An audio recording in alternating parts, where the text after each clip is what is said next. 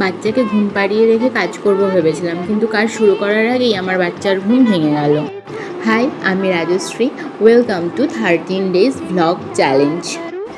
আজ বৃহস্পতিবার, ওর বাবা টিফিন করেই কাজে বেরিয়ে গেছে। আমি ওকে ঘুম পাড়িয়ে রান্না করব ভেবেছিলাম, কিন্তু রান্নার ফোড়নের আওয়াজেই ওর ঘুম ভেঙে গেছে। তো এখন কি করার, তো ওকে কোলে নিয়েই কাজ করতে হচ্ছে আমাকে। এই মিক্সিটা আমি মিশো থেকে কিনেছি। এবার এর মধ্যেই আজকে একটু ডাল বাটবো। আমাদের দুজনের খাওয়ার মতন অল্প ডাল লাগে, এর মধ্যেই আমাদের হয়ে যায়। তো এতেই ডাল বাটবো, আর পেছনে ঘুরে ঘুরে দেখছি আমার মেয়ে কী করছে। কেন জানি না ডালটা ঠিক মতন বাটা হলো না, তাই বেগনি দিয়ে হালকা থেঁতো করে নিচ্ছিলাম, এতেই আমাদের হয়ে যাবে।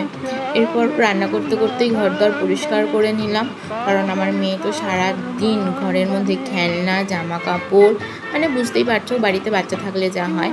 আর আজকে আমাদের দুপুরের মেনুতে আছে পুঁই শাকের তরকারি আর ঝিঙে দিয়ে ডাল বড়ার ঝোল।